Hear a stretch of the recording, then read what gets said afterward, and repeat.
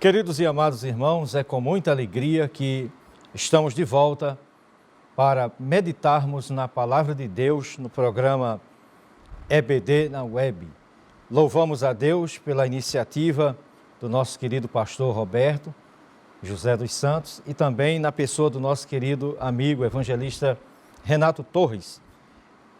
Queremos chamar a sua atenção, você, professor, aluno, e você que é também simpatizante deste canal, desta plataforma, que está conectado, iremos abordar um assunto que tem como a temática santificação, comprometidos com a ética do Espírito. Queremos convidá-lo, se você puder, conferir um texto na Palavra de Deus aos Hebreus, capítulo 12, e versículo de número 14, está escrito: segui a paz com todos e a santificação, sem a qual ninguém verá o Senhor.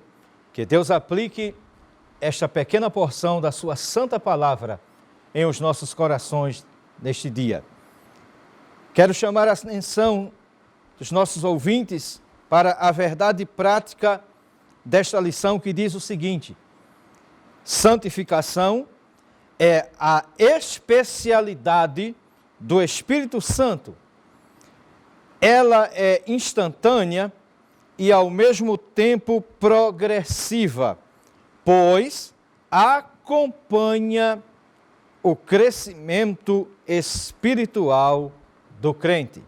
Sendo assim, nós vamos agora, nesse instante, abordar os propósitos desta lição, que é, primeiro, a santificação no Antigo Testamento, a santificação no Novo Testamento e o exemplo da santificação à vida dos alunos.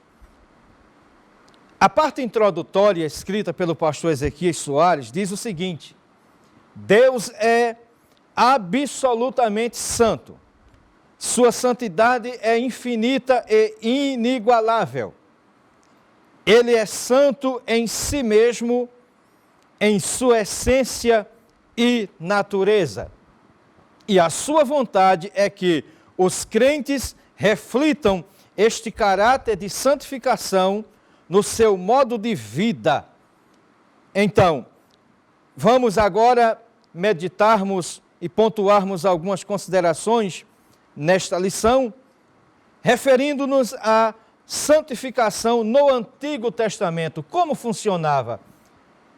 A santidade de Deus se originou nele mesmo. Ele é a plenitude gloriosa da sua excelência moral. Essa verdade é revelada desde o Antigo Testamento. E observe, Deus exige santidade de seu povo, porque Ele mesmo é santo.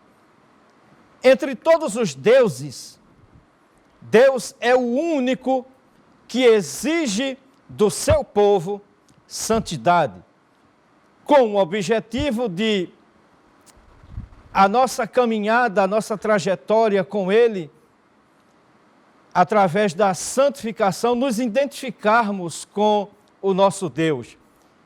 Ele exige, Ele não pede, exige santidade de nós que o amamos e observamos os seus santos mandamentos. A palavra de Deus diz, nesta lição, a santificação, a ideia predominante no que diz respeito ao Antigo Testamento, a nível de santificação, é uma ideia de separação. E esta separação pode ser tanto de pessoas, como lugares ou coisas, para o serviço sagrado. Separar aquilo que é comum ou imundo para fazer a diferença entre o santo e o profano. Você pode conferir isso lá em Levíticos capítulo 10, e o versículo 10, quando Deus vai dizer, para fazer a diferença entre o santo e o profano.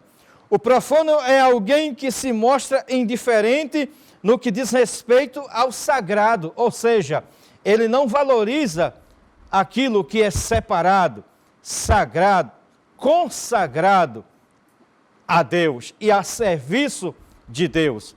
A Bíblia cita, por exemplo, algumas ocasiões em que pessoas não levaram à risca esta determinação. Poderíamos citar o caso dos filhos, os levitas, que foram trazer sacrifício, incensário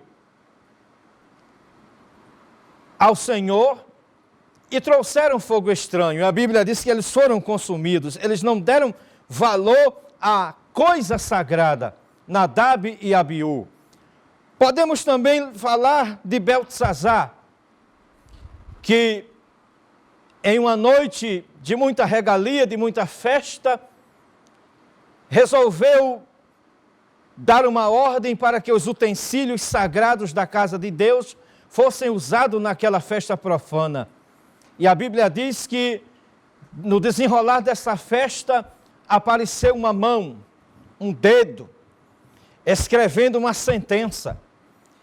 Sentença essa que deixou o monarca apreensivo, tenso, e a Bíblia diz que os seus joelhos batiam um no outro, porque com coisa sagrada não se deve brincar, com coisas sagradas deve-se ter o maior respeito, porque Deus é santo e as coisas que são separadas para Ele também devem ser santas. E naquela noite o rei foi sentenciado, perdeu o trono e perdeu a vida. Então nós vemos que no Antigo Testamento a santificação sempre foi exigida, porque quando Deus se manifestava no monte, até o monte ficava tomado pela santidade de Deus, e Deus dizia para Moisés: diga ao povo que tomem uma distância, porque se alguém tocar, se alguém se aproximar deste lugar, certamente morrerá. Como nós dissemos aqui, alguns exemplos negativos de pessoas que não consideraram a santidade de Deus e as coisas que Ele separou para o seu próprio uso. Podemos também nos lembrar de Isaías, que ao entrar no santuário, ele se deparou com uma glória que ele nunca havia visto. E na sua visão, ele chega até a dizer a frase: ai de mim que vou perecendo, porque os meus olhos viram o Senhor. E ele também viu que os serafins voavam de um lado para o outro e cantavam o cântico dizendo: Santo, Santo, Santo é o Senhor dos exércitos, e toda a terra está cheia da sua glória. Bendito seja o nome do Senhor. O nosso Deus é santo. A santidade de Deus é algo que é do seu próprio caráter. E Ele, como sendo santo, a Bíblia diz que no capítulo da Epístola de Pedro, capítulo 1, do 13 ao 23, eu gostaria de destacar o versículo 15, que diz assim: mas como é santo aquele que vos chamou, sede vós também santo em toda a vossa maneira de viver.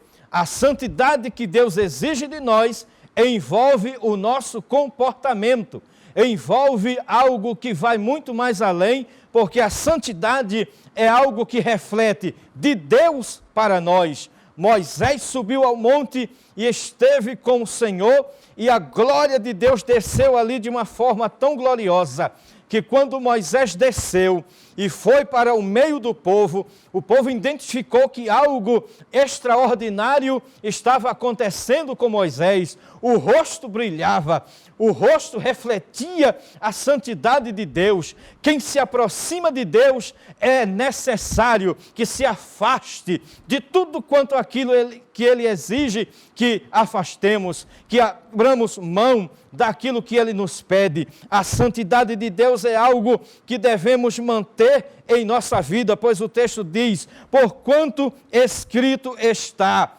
sede santo, porque eu sou santo. O interessante é que o texto não diz, sede santos como eu sou. Quem é santo como o Senhor? Ninguém, mas a sua palavra, o sangue de Jesus e o Espírito Santo podem nos tornar santos aqui na terra. E a palavra santo não é nada mais, nada menos do que separado. Então, no Velho Testamento, nós vemos que a santificação, ela tem a característica de separação, mas também de consagração. E era também, podemos dizer, no sentido de consagrar, poderia ser pessoas, coisas ou possessões, que eram consagradas a Deus. Consagração e santificação são termos distintos, mas podem significar a mesma coisa, dependendo do contexto. Vamos seguindo para a nossa fala. Temos também aqui um termo chamado purificação. Que purificação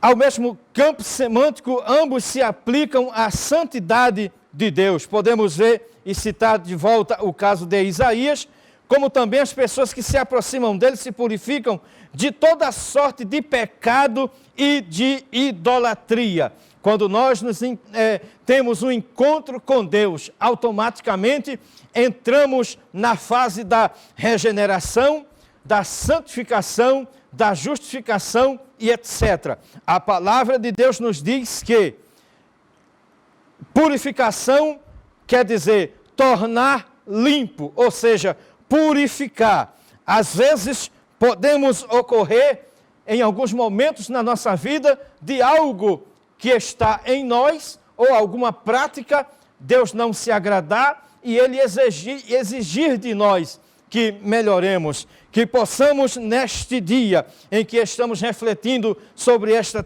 tão importante lição, que é a santificação, podermos levar em consideração aquilo que Deus exige de nós, sede santos, purificar, tornar limpo, o adjetivo que traduz 20 palavras hebraicas do Antigo Testamento como Kodash, Kadosh, Kodesh, entre outras, são termos frequentes e importantes também no Novo Testamento. Vamos ver agora, neste momento, a santificação no Novo Testamento. Santificação, santidade e seus cognatos são termos comuns ao Antigo e Novo Testamento e trazem o mesmo conceito como na Nova Aliança. Santificação é a semelhança do caráter de Cristo e o efeito real da salvação na vida cristã. Eu posso dizer que quem é salvo em Cristo fica parecendo com Ele, porque quando andamos com alguém, adquirimos sempre algumas qualidades e podemos até dizer que tomamos certos hábitos. Então, quem vai caminhando com Deus, quem caminha com Deus, quem vive com Deus, quem está em Deus, a Bíblia já diz, é nova criatura.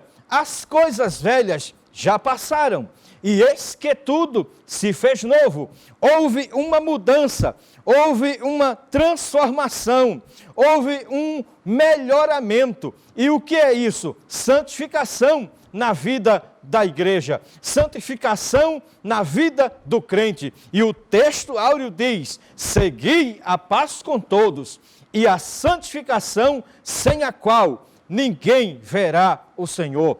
O Espírito Santo, através da sua palavra, santifica a mim, santifica a você, santifica a igreja e continuará a santificando, porque a igreja é santa, lavada, remida pelo poder do sangue de Jesus Cristo. Louvado seja o seu santo nome. Mas essa santificação no Novo Testamento, ela é uma obra da Trindade. O Novo Testamento torna explícito que antes estava implícito no Antigo Testamento. Isso diz respeito também à obra salvífica do Deus Trino. A fé cristã confessa a existência de um único Deus que subsiste em três pessoas distintas: o Pai, o Filho e o Espírito Santo, iguais em poder, glória e majestade. E seguindo o subponto número 2, podemos ver a natureza da santificação. Não há no Novo Testamento ritual de purificação, cerimonial ou legal da santificação. Diferentemente da realidade do sistema mosaico, a santificação pode ocorrer de forma instantânea. Isso ocorre quando o pecador recebe a salvação em Jesus pela fé. O indivíduo veio cheio de pecado, cheio de mazelas, cheio de vícios, cheio de coisas que Deus não se agrada. Mas no momento da conversão, no momento em que o Espírito Santo convence o homem do pecado, do juízo e da justiça, esta vida pecaminosa, ela começa a terminar. E agora, a partir dali, é o que está escrito, como Paulo disse: se alguém está em Cristo, nova criatura é. A santificação começa a atuar na vida daquela pessoa, na vida do indivíduo, porque o Espírito Santo vai convencendo, o Espírito Santo vai tratando, o Espírito Santo vai comunicando verdades, o Espírito Santo vai revelando coisas que a palavra de Deus, até o momento da sua conversão, antes ele não conhecia, mas a palavra vai revelá-lo. Louvado seja o seu santo e eterno nome. E queremos também dar uma breve palavra sobre a necessidade. A santificação é uma necessidade. A nova vida em Cristo é o novo nascimento. Em João capítulo 3, versículo 3, Jesus discutindo sobre este assunto com Nicodemos, ele diz: é necessário nascer de novo. E o nascer de novo é nada mais, nada menos do que regeneração. Ao nascer, a criança continua o seu crescimento físico e mental. E isso aplica também na vida espiritual. Apesar de a santificação ser instantânea, ela também é ao mesmo tempo progressiva. Eu ainda não alcancei a santidade, a santificação por completo. Você também não. Nós não alcançamos. Ela é progressiva, ela é através da palavra, é através do Espírito Santo, é através do sangue de Jesus que o crente vai se santificando a cada dia mais. Ontem você se santificou, hoje santifica-se mais ainda, amanhã muito mais, até chegarmos ao dia perfeito, ao dia em que o toque da trombeta ocorrerá e no mesmo instante seremos arrebatados e aí viveremos a plena santidade no Senhor Jesus Cristo. Nós queremos neste momento ser gratos a Deus, porque a sua palavra, ela tem santificado a vida do cristão. Mesmo sendo pecadores, mas nas nossas orações é certo que cada cristão autêntico, verdadeiro, que tem compromisso com Deus e com a sua palavra, tem sempre orado desta maneira: santifica a minha vida, tira de mim o que não te agrada, purifica-me para que eu possa te servir melhor, melhora a minha vida, melhora o meu comportamento. Há quem diga que santificação não exista nos dias atuais, mas a palavra de Deus nos exorta neste dia em que estamos meditando: segui a paz com todos e a santificação, sem a qual ninguém verá o Senhor. Louvado seja o seu santo nome. Para concluirmos, no terceiro ponto, a santificação aplicada ao crente. Quero chamar a sua atenção para o seguinte: o Espírito Santo é a fonte da santidade e o Senhor o seu padrão. Todos os crentes desejam se parecer com Jesus e viver de maneira a agradar a Deus. é o que acabamos de falar aqui outrora. A santificação do crente é a obra do Deus Trino, a comunidade de Jesus.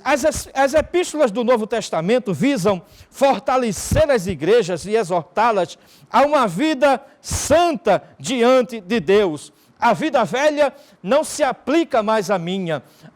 Os princípios e os preceitos, e eu quero chamar a sua atenção para um texto que agora vou ler com você, na lição bíblica de 1 Pedro, que está escrito a partir do versículo 13, diz assim: portanto, cingindo os lombos do vosso entendimento, sede sóbrios, e esperai inteiramente na graça que se vos ofereceu na revelação de Jesus Cristo.